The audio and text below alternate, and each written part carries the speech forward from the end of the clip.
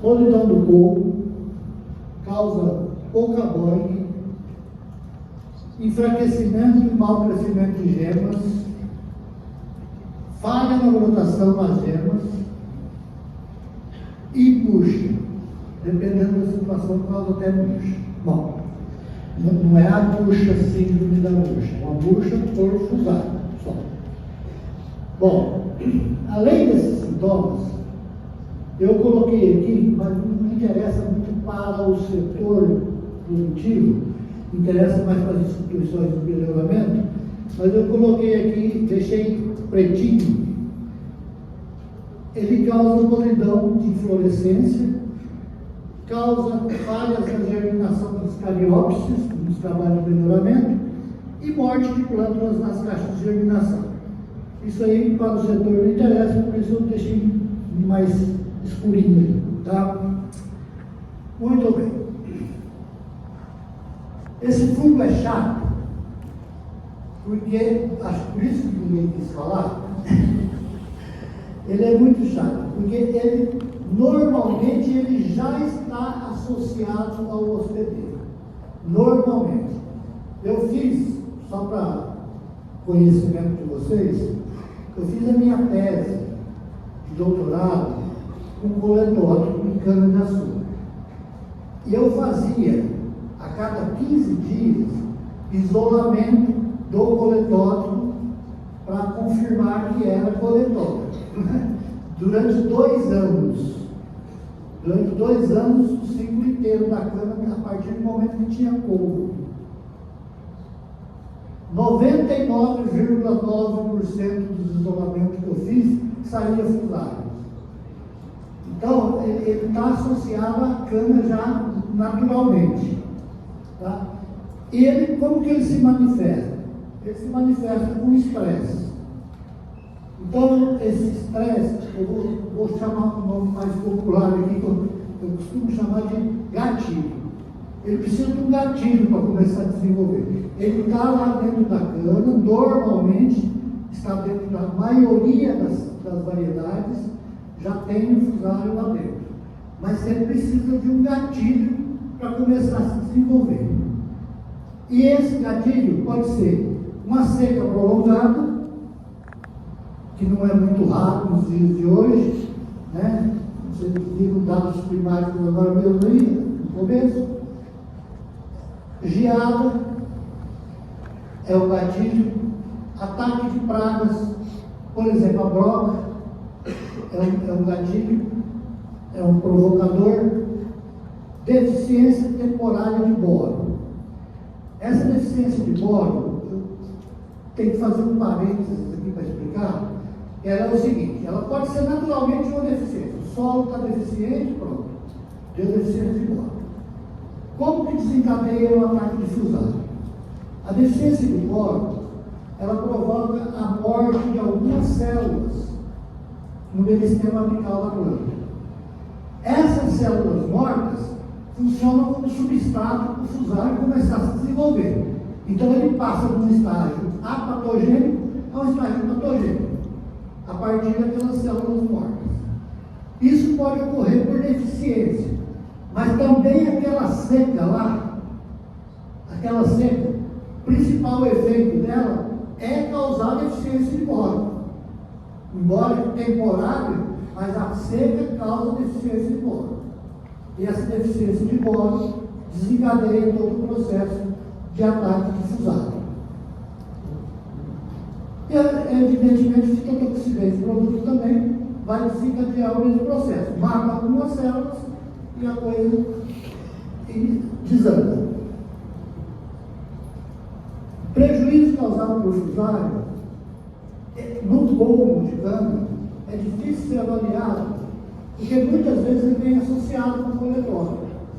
Então, tem mais dados sobre o coletório do que sobre o fusário.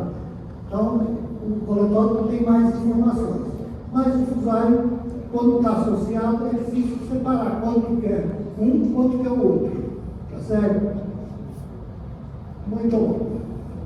Bom, sintoma, então, tem aqui sintomas lá que não vou comentar muito, que é o que interessa para o CPC, IAC, etc. Né? É podridão de raiz do colo, nas plântulas lá, oriundas de cariotas, dano miófito nas caixas de germinação e normalmente sintoma em reboleiro.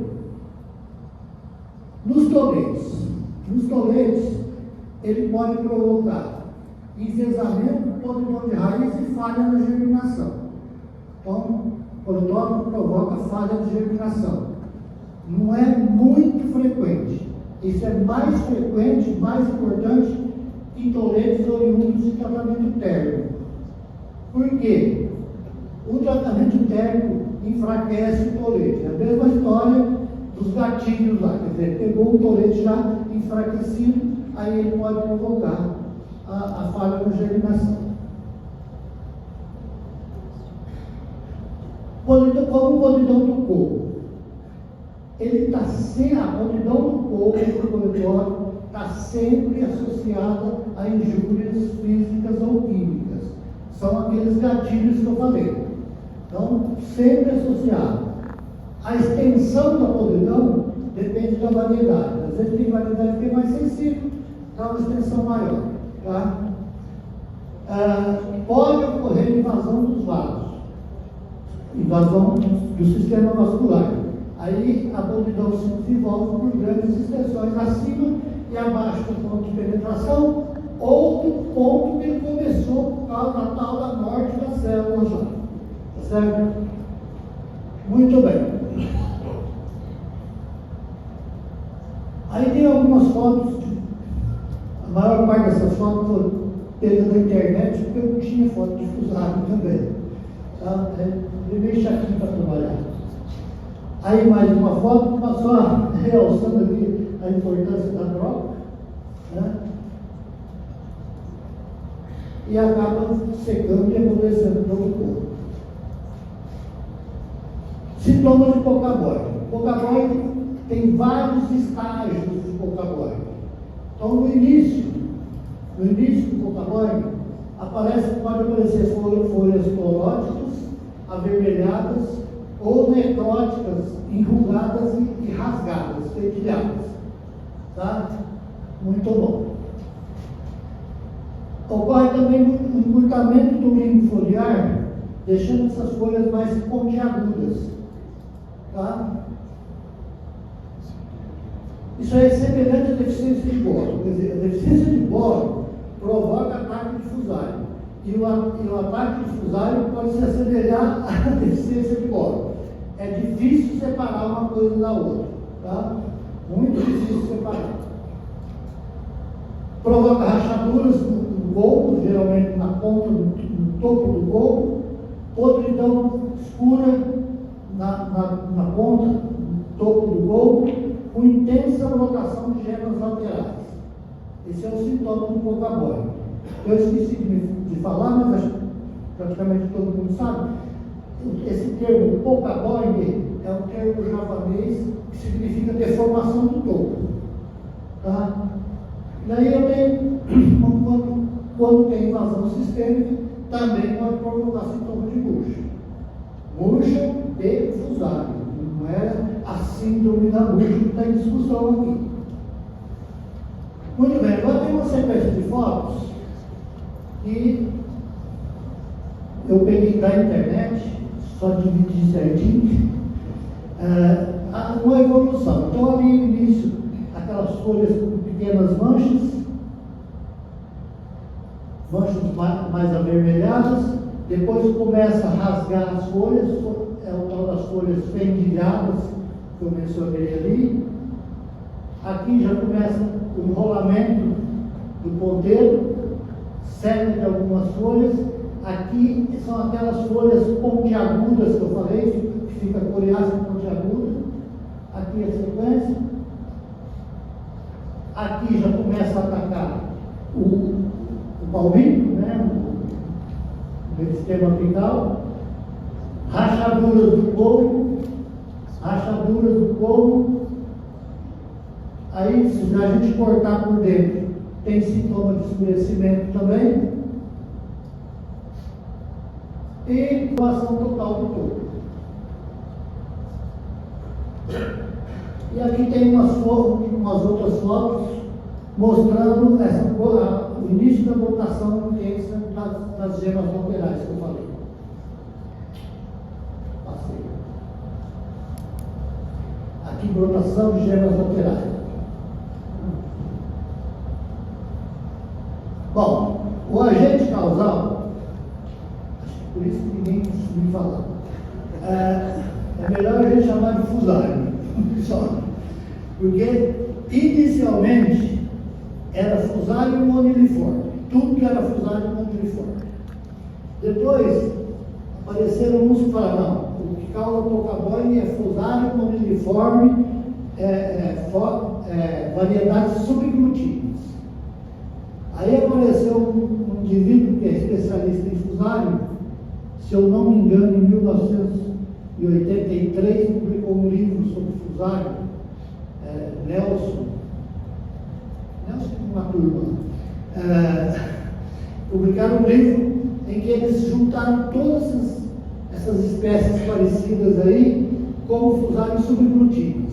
Ele agrupou 6 espécies de fusário, todas são fusários subglutíneos, inclusive o fusário sacro. Tá? E ainda tem alguns espírito de porco que juntou cefalosporium sacri no pacote também. Tudo virou fusário. Tá?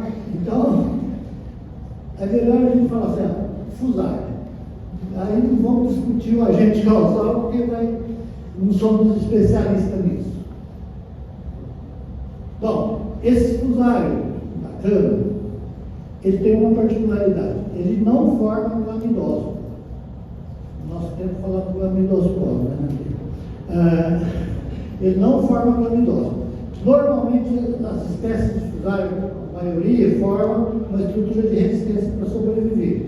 Mas esse aqui não forma clamidósporo. Ele não forma e talvez por isso ele tenha desenvolvido a habilidade de sobreviver em sementes, infectar sementes e mudas,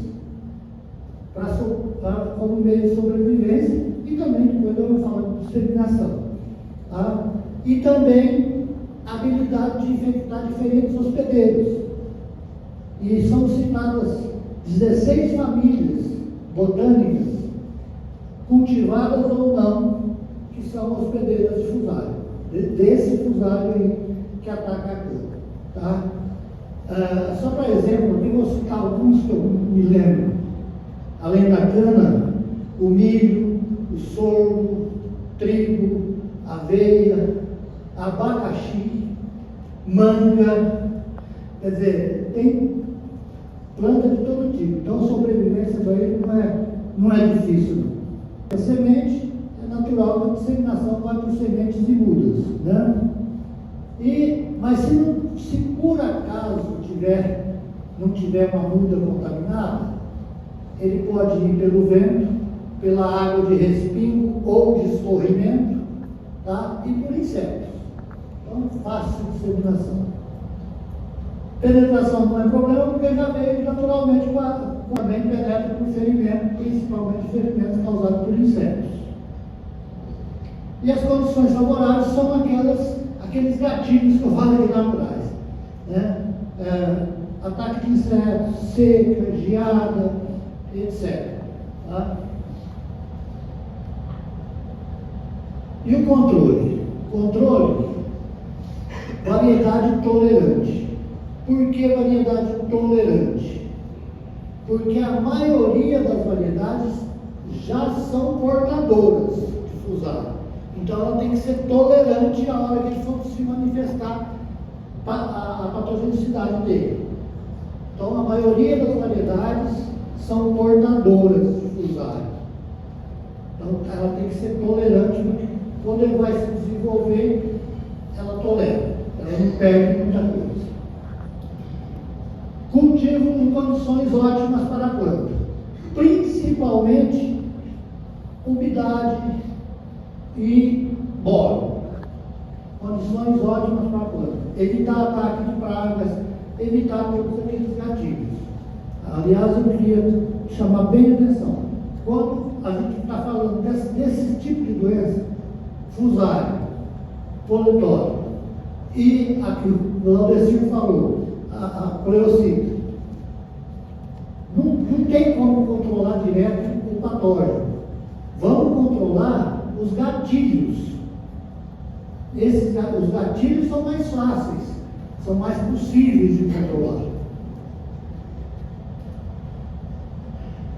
Tratamento de tolete com fungicida para fusário só tem um produto registrado, que é o tiamidazol, que é um benzimidazol. Teoricamente, os outros benzimidazóis também devem funcionar, mas a gente só tem mais o tiofanato metílico. No Brasil não tem mais os outros benzimidazóis, foram todos retirados do mercado, ou porque é proibido, ou porque retirados de boa vontade. Então só tem o tiamidazol registrado para fusário. Tá certo? Vocês? E o tipo de doença que ele causa e por que eu estou chamando de coletótico aqui. O nome da doença causada por coletótico em cana-de-açúcar é podridão vermelha. Bom, sempre que eu ia fazer, o coletótico ele começou a ter um pico de aumento de importância, começou mais ou menos por volta de 2011, 2012. Começou a chamar atenção, não começou a ocorrer, começou a chamar a atenção do povo, por volta disso aí. E por que ele começou nessa época? Porque eu fiz tese de doutorado com coletório em 1981 até 85. Como ele é um fungo covarde, ele não tinha importância nenhuma nessa época. A conclusão principal da minha tese é que a importante era a droga, não o coletório. Aí, quando eu estava quase para me aposentar, quando me aposentei em 2014, aí ele ficou importante. Aí ele subiu de importância, virou uma praga. Ele podia ter subido de importância em 86, 87, né? Bom, mas é o seguinte, quando eu ia fazer uma apresentação numa usina ou numa instituição qualquer, eu ia fazer uma apresentação sobre o coletório. Aí o pessoal geralmente tem vergonha de fazer pergunta em público, assim. Eu também tenho. Está lá no meio, levantar o braço, se expõe, né? A expressão que às vezes pode ser ignorância, está com vergonha. Aí eu explicava tudo do coletório, aí chegava a hora do cafezinho. Eu sou fumante, eu gosto de café, gosto do pão de queijo. Aí ia lá comer um pão de queijo e tomar um cafezinho, aí vinha um espírito porco do lado e começa a fazer pergunta do coletório. Espero que isso não me iniba pergunta. Aí começa a fazer pergunta. Aí eu, toda a paciência do mundo, explico tudo de novo, cara. Aí eu olho para a cara e acho que ele já está sabendo de tudo. Ele olha para mim e fala assim, mais fede, hein, professor? Ele está me entendendo, estria vermelha. Aí, quando aconteceu isso algumas vezes, os dois velhos que trabalham com cano no Brasil mais, sou eu e o Álvaro. O Álvaro é meu ídolo. Aí eu falei com o Álvaro, estava acontecendo isso, aquele jeitão meio bruto dele. Comigo também. Eu falei, eu vou parar de chamar de podridão vermelha, que é isso que está dando confusão. Eu vou começar a chamar de coletório, porque assim ninguém faz confusão, é o nome do fundo. Aí eu também vou mudar. Aí eu mudei e comecei a chamar de coletório, porque ele também depois começou. Primeiro ele começou a chamar de antignose, depois ele passou a chamar de coletório também. Aí, por isso que o nome da doença agora, esse não é o nome da doença, o nome da doença é podridão vermelha. Mas a gente adotou um apelido de coletório para não dar essa confusão. E a estreia vermelha, só para mostrar para a gente curiosidade para alguém, é essa que está do lado. O coletório causa essa lesão vermelha na nervura central da folha, além dos sintomas de bolo, né? A estria vermelha causa lesões vermelhas também, estrias, mas no limbo foliar, não na nervura central. Além disso, a estria vermelha, vocês estão percebendo daí, ó, tem umas manchinhas brancas aqui. Essas manchinhas brancas são exudados de bactéria que saem da folha e secam do lado de fora. Então, aquilo ali é uma crosta de bactéria, tá? Mas não é o caso do assunto daqui hoje. Mas, aquele cara que me atrapalhava no cafezinho, ele tem razão. Se a gente olhar por um ponto. Se eu chegasse aqui e falasse para vocês assim, ó, sabe aquelas batatas que você me deu? Eu esqueci ela dentro do porta-malas do carro e ela apodreceu. Que imagem vocês fazem da batata lá no porta-malas do meu carro? Derretida, uma meleca, não é? Uma podridão mole. Em fisiopatologia eles chamam de podridão mole. A estria vermelha causa uma podridão mole. A podridão vermelha é uma podridão seca. Ela mumifica o corpo da cana. Então é uma podridão seca. Então quando você fala podridão, o cara já se liga, ó, derreteu, melecou. Aí liga com a estria vermelha. Então a estria vermelha causa uma podridão que a gente chama de podridão do topo. E é uma podridão mole, e que é essa que fede, professor. Tá? Muito bem. Vamos agora falar do coletório. Coletório na folha da cana, eu sei que essa foto não está boa, mas não tinha outra. Depois eu melhoro. Quando vocês veem essa lesão vermelha na nervura da folha, se vocês cortarem com canivete, vocês vão observar. Se dentro a medula estiver branca e o vermelho estiver só na casquinha, isso aí é problema de deficiência de potássio ou algum desequilíbrio com relação ao potássio. Se dentro tiver vermelho também, igual essa daqui, ó, aí é coletório, tá? Então, para diferenciar deficiência de potássio e coletório é assim. Então, voltei aqui a primeira foto que eu mostrei lá para mostrar que esse vermelho é dentro da medula também, tá? Bom, depois, essa lesão, isso é uma mania dos coletóticos. Quando ele vai esporular, ele clareia o centro da lesão. Nesse caso, ela vai ficar praticamente branca, ou cinza bem clarinho ou branco. Mas quase todos os coletóticos, se vocês lembrarem, se vocês conhecerem outros coletóticos de outras culturas, quando vai esporular, dá uma clareadinha. Se alguém conhecer mais comum, é a antracnose da soja, da haste de soja, quando está esporulando o coletótico, fica mais branquinho o pedaço. Quase sempre assim no coletótico. E no centro aparecem essas pontuações pretas, que são acérvulos do fungo. Depois, mais para frente, tem um detalhe do acérvulo em uma outra foto para ver em maior aumento. Então, quando ele esporula, clareia o centro da lesão. Essa foto aí é uma montagem que eu fiz para tentar explicar o ciclo do coletório, mais ou menos para vocês. O coletório, quando ele penetra na cana, causa essa lesão aqui. Isso aqui é uma foto do canavial. Eu não vou falar os porque eu não vou ficar fazendo. Mas não é defeito nenhum. Uma foto do canavial natural. Aqui já está até branco o centro. Esse aqui está começando a branquear. Aqui tem outro, lá tem mais lesão. É uma foto natural. Bom, aí eu peguei uma foto, um pedaço dessa folha, de alguma folha dessa, coloquei em pé aqui, dei close aqui para mostrar para vocês os acérvulos do fungo.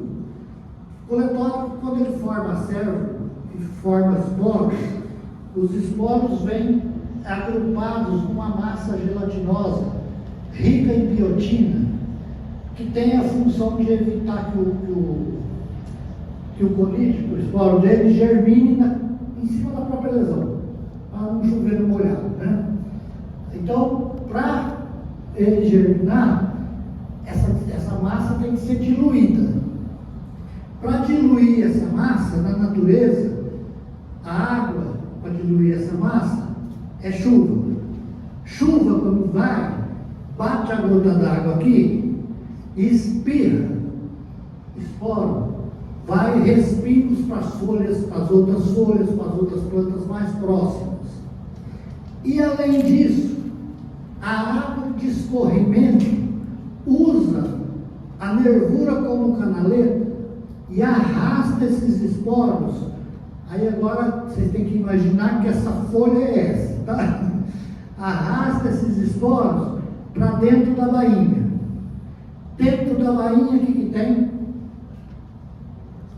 Buraco de broca. E aí ele penetra na cana e começa a desencadear todo o processo.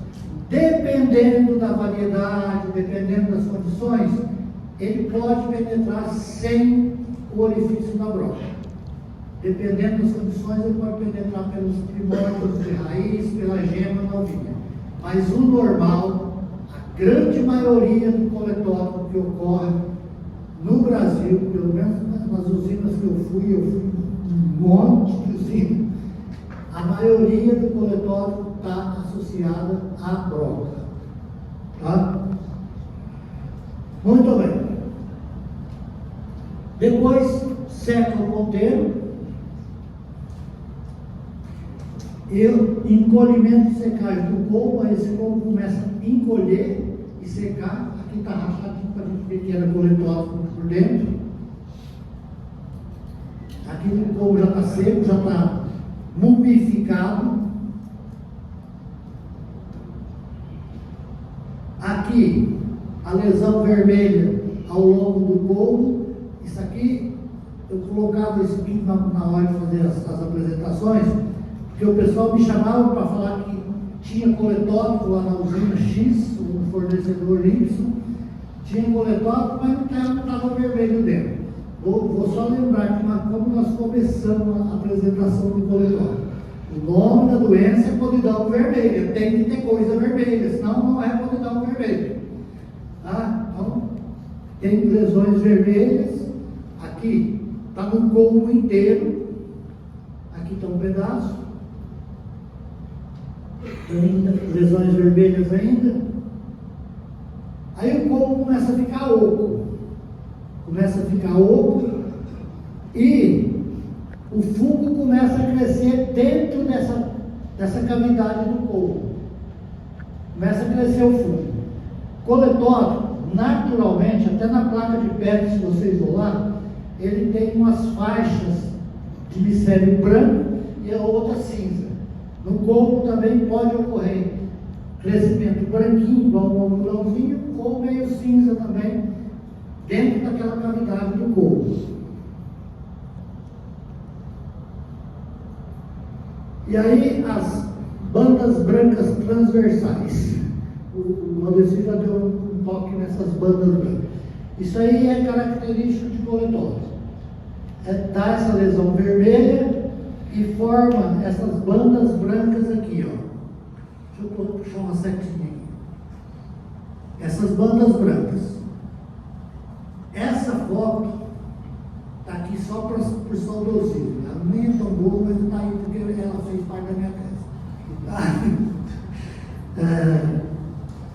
Essas bandas brancas, elas têm uma importância muito grande para duas coisas. Primeiro, para quem quiser trabalhar com coletótipo, eu sofri muito, por isso que eu passo a dica já agora para quem for trabalhar com isso, para não isolar o desgraçado do fusário junto. Nessas partes brancas é que você consegue isolar o coletótipo. E mesmo assim, como eu fazia? Eu pegava o colmo, isso aqui eu estou falando para quem está pesquisando por aí, os mais novos podem sofrer igual eu sofri. Você racha o colmo, põe dentro de um saquinho daquele de freezer, novo, amarra a boca, põe debaixo de uma lâmpada fluorescente com a parte cortada virada para cima, aí naquelas partes brancas ali ele vai formar o acervo. Aí você pega o acervo no meio do culto. É mais fácil de isolar para não sofrer igual eu sofria. Tá? Outra coisa, essas bandas brancas, quanto mais banda branca e quanto mais branca, mais suscetível é a variedade. Então, se vocês pegarem aquela primeira setinha lá no canto, tá só um desbotadinho no vermelho. Aqui já está mais branco, aqui está mais. Então, quanto mais branco e quanto mais banda branca, mais suscetível é a variedade. Essas, às vezes, não dá nem para perceber direito. Eu levava na aula para mostrar para os meus alunos, quando tinha aluno que prestava atenção na aula, eu levava na aula, às vezes não estava muito vermelho, não estava muito branco, aluno sempre bota muito. Eles olhavam para mim e falavam assim, mas tem que ter uma fé, hein, professor? Às vezes um pouco de fé vê essa parte desbotadinha. Bom, ainda bandas brancas, isso aqui, passou de novo. Isso aqui, se eu não me engano, é um como 7515. Aqui mais um detalhe dessa banda branca, esse aí é importantíssimo para falar, é coletor. Bom, coletório, falcato, às vezes as pessoas não sabem por que chama falcato, é porque fitopatologista imagina bem as coisas. Eles falam que esse conídeo tem forma de foice. Eu nunca vi foice desse jeito, né? Por isso que é falcato. Tá? Aqui tem um sintoma numa folha seca. Aqui tem eles pululando na superfície do couro. Você veja bem a diferença daquele que o Laudecir mostrou da Pleocípede. Lá era um piquinídeo, grandão, pretão, soltando um cirro, grandão. Esse aqui quase não dá para ver, é pequenininho. Tá? Esse é a cerva. E ele deu uma clareada aqui também. Pode perceber que essa parte que explorou deu uma clareadinha no corpo. Aqui ele na nervura, aqui é uma lesão na bainha, aí aquele acervo aqui, ó, em diferentes aumentos. Até mostrar o conídeo aqui no microscópio, só para curiosidade isso aí. Na prática não interessa nada. Interessa só como controle, né? Muito bom. Danos causados por coletório de cana-de-açúcar. Redução na produtividade. Mata a cana, seca a cana, a máquina passa, sopra a cana seca para fora, não vai para a usina, menos cana, menos peso. Então, redução de produtividade. Redução do ATR. Essa redução do ATR, ela é muito importante. Por quê? A literatura cita que reduz, o coletório reduz o ATR de 50% a 70%. Pode chegar até 70%. Só para vocês terem uma ideia,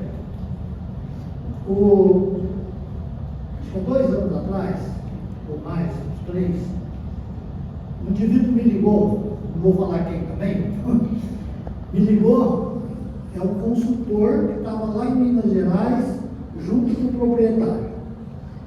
Me ligou e falou, professor, tem alguma coisa nova no coletório? Eu falei, não tem. Ele falou, porque a gente teve um prejuízo muito grande no ano passado, por causa de coletório, e a gente queria prevenir esse ano. Eu falei, controle de praga só. Aí eu falei, mas quem te falou que era coletório? Ah, não, a gente sabe que é coletório. Eu falei assim, quem falou?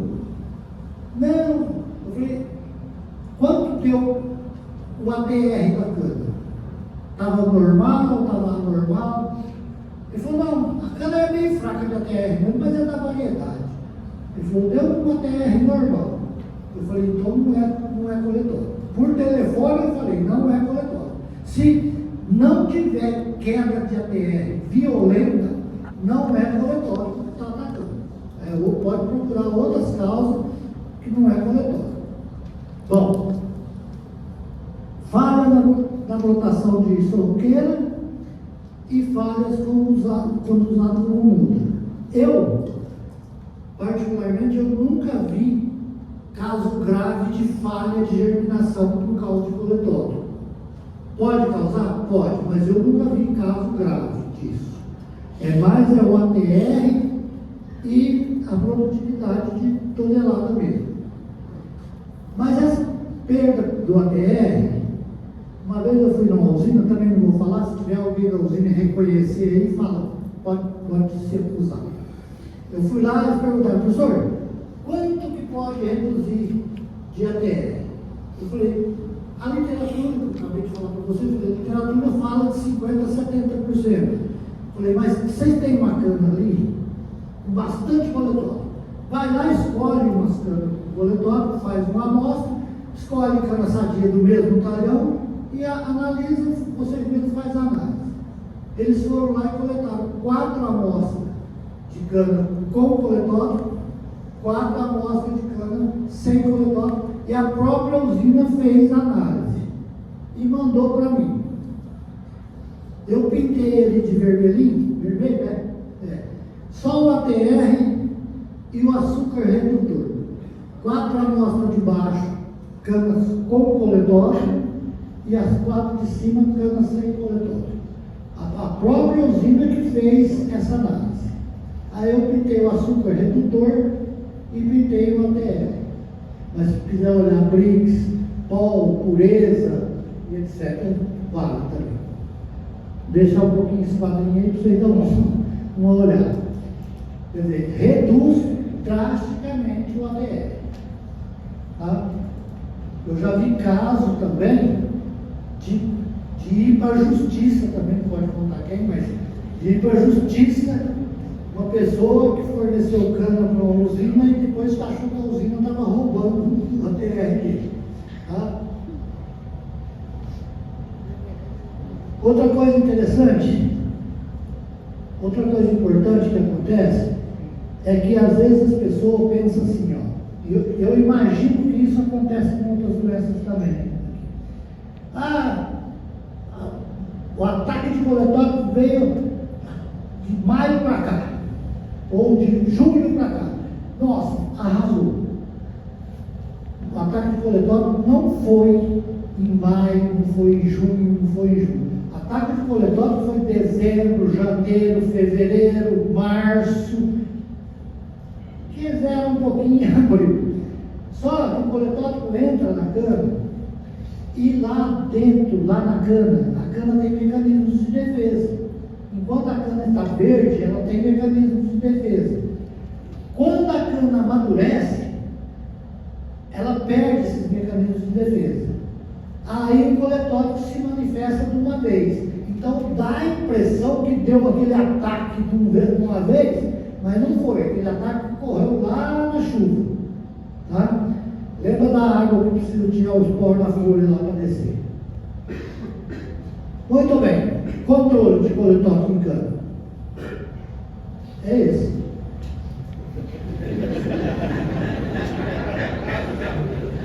Se alguém tiver alguma dúvida.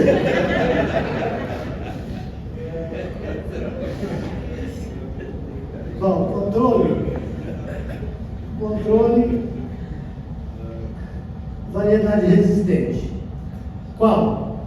Pergunta para o CTC, pergunta para o IAC, pergunta para a Ribesa e pergunta para quem vocês quiserem, porque ninguém tem essa informação. Não testam mais. Não testam mais, porque testavam. Os bons tempos do Álvaro Sanguíneo testavam.